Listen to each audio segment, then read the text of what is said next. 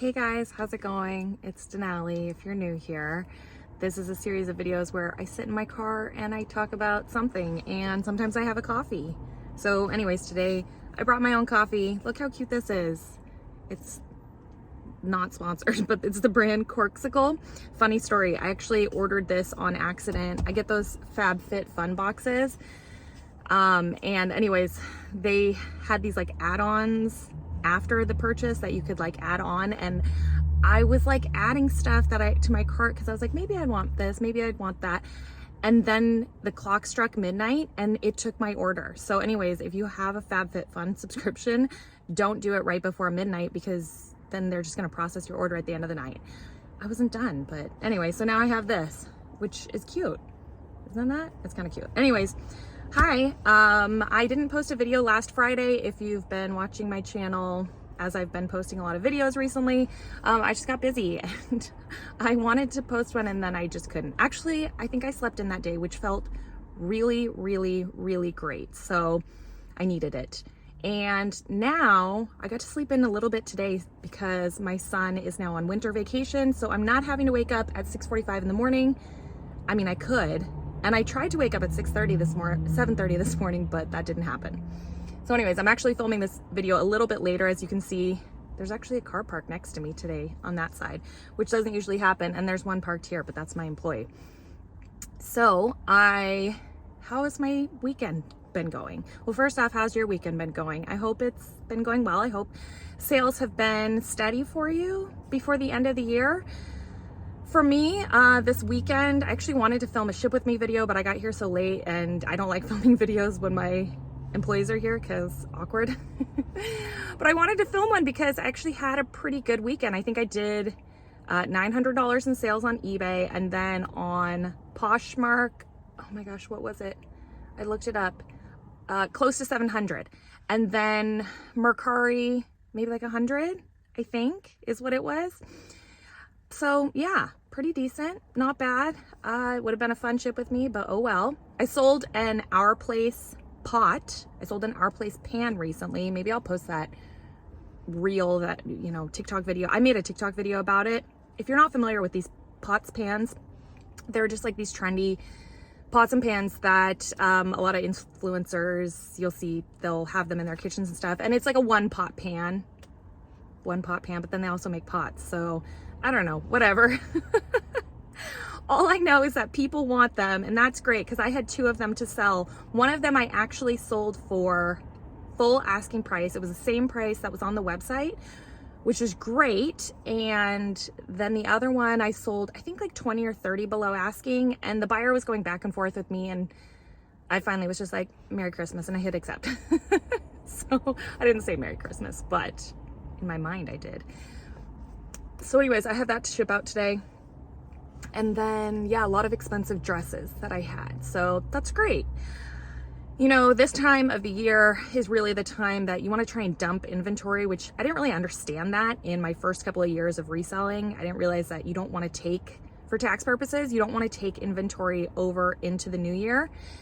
And so I'm really trying to clear it out now.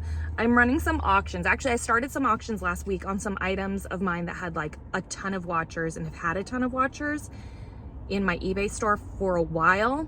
And it was expensive items, or it is expensive items.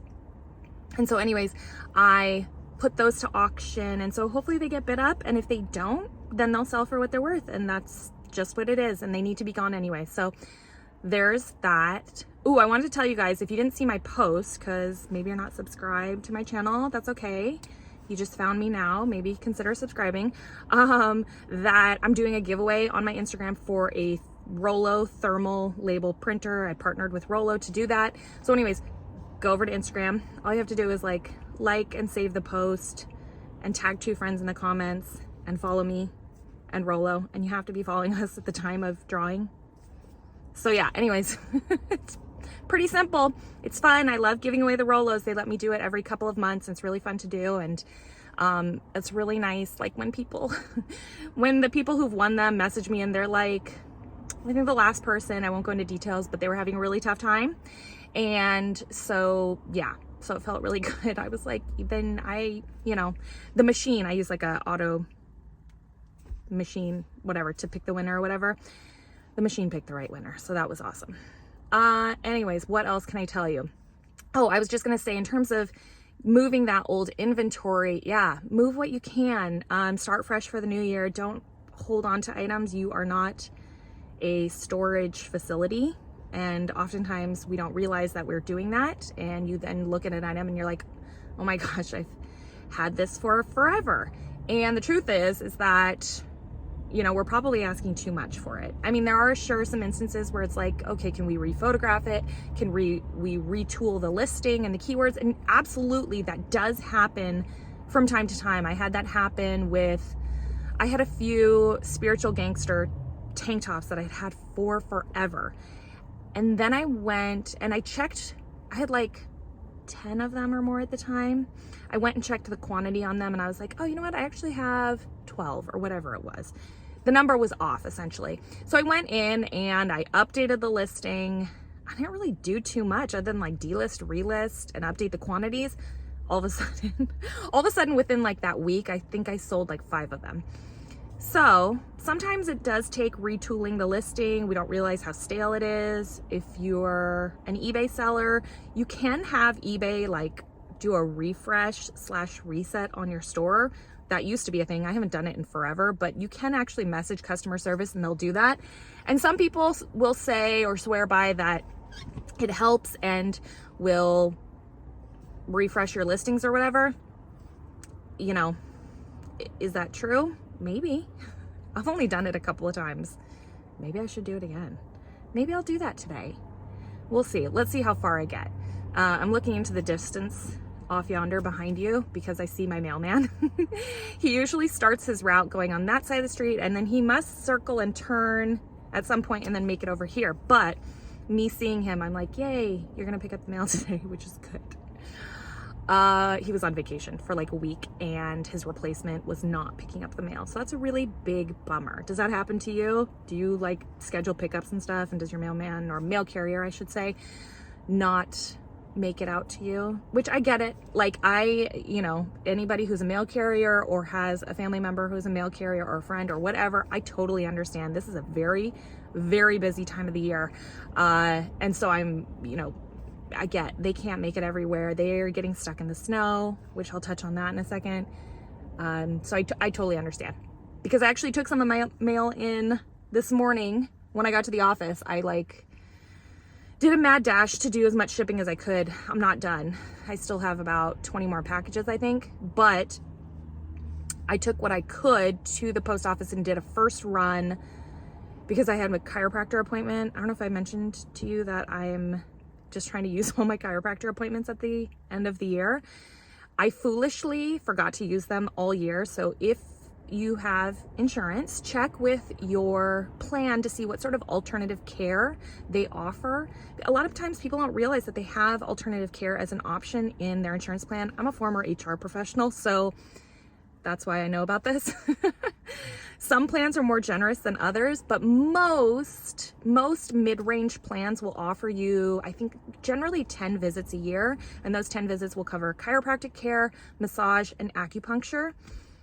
And yeah, so check it out. The best thing, in my opinion, in my experience, let me just say that, is I had a chiropractor, still have that one, but they don't offer it anymore, who offered massage therapy in-house. So it was really nice because I went to my chiropractor, you know, did my visits as usual, but then they also were able to write like the prescription or allowance on the massage therapy because not all massage therapists are going to be covered by insurance. So you have to find a massage therapist who's going to be covered by insurance. So mine was all in-house. So I could literally, I would get my adjustment and then go in for my massage therapy appointment. It was dreamy, but they don't offer that anymore. So I was at my chiropractor's office this morning and then I went afterwards and dropped off all the shipping and stuff that I had. I had some returns that I had to do as well. So I dropped those off at UPS, but it is a busy time of the year to be at the post office. I will say that everybody who never comes during the year is there. And I'm really glad that I discovered in the past few years that I could make drop-offs at the back of my post office. So if you're not sure if you can do that, ask your carrier. Just drive into the back, you know, where all the employees park and where the big docking bay might be for for the trucks to pull up and stuff, go back there and say, hey, can I do my drop-offs back here? Odds are they're probably going to tell you yes, which is awesome, because then you don't have to worry about struggling to get parking in the front or waiting in long lines. However, I already know what you're going to say. You're going to say, I'm one of those people that likes to have all my packages scanned in Denali. I know who you people are. And that's totally okay. Then you go in through the front. So you're going to have to still do that option. But if you go in through the back, you can just drop off your packages and peace out. And it's never been an issue for me. Nobody steals packages back there. It is like, I don't want to say guarded by security, but it's pretty well watched back there. I'll say that. So yeah, anyways, I did that, and then I popped over to Safeway because I forgot to grab lunch. So I bought myself some of those Amy's TV dinners, and I really like the one, oh, I wish I could tell you what it is. It's an Indian meal, and it's like, I think it's paneer. I think there's like chickpeas and green peas and rice, and it is so delicious. I wasn't sure if I was gonna like be into it, like the flavors and everything. I am so into it. I actually grabbed both of those. I was like, yeah, I'm gonna want this 2 days in a row. So I don't know what my week is going to look like tomorrow, because I mentioned to you guys a couple weeks ago that I have this weird little bump on my lip, which you maybe can or can't see. It is non-cancerous, which is great, but you should always get those things checked out regardless. But they're gonna chop it off. It is irritating for me at times. It's not painful 100% of the time, but it does, I can feel it sometimes. If you know, you know. If you've had like a bump on your lip or on your face, sometimes you can feel them. So I'm gonna get it chopped off, and I'm a little bit scared to do it. And also, it's been snowing, so you can't really tell, but you can see that it's white up in this corner here. So it has been snowing, so that's fun if you like snow, but it's not fun if you don't like driving in snow, and I don't really like driving in it. Right now, it's currently like flurries, maybe heavier than a flurry, but not a downpour of snow. But anyways, tomorrow, it's gonna be a 90% chance of snow. So basically, if it continues today and then it keeps at its 90% tomorrow, I just don't know what it's gonna be like. Not to mention they're gonna put this big needle in my lip to numb it. And so I have a lot of anxiety about that. So I don't know. I talked to my husband about him coming with me. He's very busy, which I get, I understand. So I might reach out to my parents, see if somebody will drive with me. I just don't wanna drive alone in the snow. Do you get it? Like, are you one of those people you don't wanna drive in the snow? Please let me know that I'm not alone there. What else? Yeah, other than that, I'm just trying to move as much inventory as I can. I'm going to probably set up some more auctions today because I really want to just try and move inventory. And in general, I find that regularly running auctions in my store just boosts the overall mojo in my store. I feel like I get some more traction. I feel like I get some more eyes, some more sales. So if you're not regularly running auctions, give it a try. Like, do it for a month or maybe a little bit more than a month. Just keep, run them for 7 days, and then whatever doesn't sell, run it again for 7 days. Maybe retool the pricing or whatever that might be. Just make sure that you're charging appropriately to cover your shipping costs, and also be aware that, if you start items off at $2.99 or 99 cents or whatever price you want, be aware that it might sell for those prices. So if you're not going to be okay with that, don't start at that low.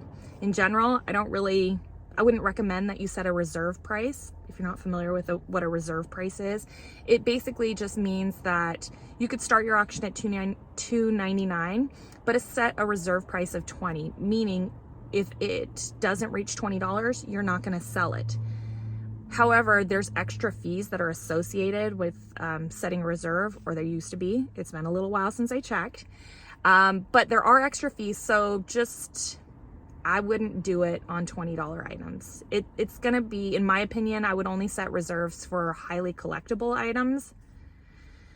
But yeah, but those items I would just probably not, for me, I wouldn't price at auction. I would just do it as a buy it now and just set the correct price on it so you can find the right buyer.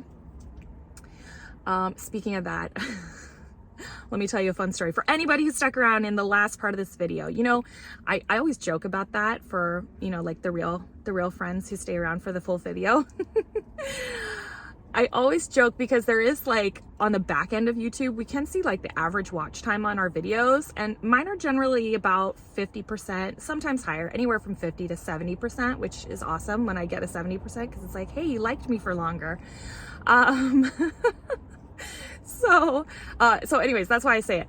But in terms of collectibles, okay, so back in the day, my husband is still a musician, but he was a full-time musician back in the day, and he used to play with a lot of really cool local small bands. Well, a long time ago, he played this show at just a really small venue up here near where we live, and he had this band open for them that he had never played with before, and they were really nice guys, and we listened to their set. And you know, when I would go to his shows, probably like 1 in every 15 times, I'd be like, ooh, I like this music. Like, this band is good. Like, I want to buy the CD that they're selling at the show, because they just weren't always like my style of music. So this band played, and I was like, oh, this is fun. This is really good music. So I bought their demo CD that they had. I don't think it came in a case or anything. It was just like, I think a burned CD, and I think they just wrote their name on it. And it was really fun, kind of poppy, upbeat music. Wait for it. It's good, guys.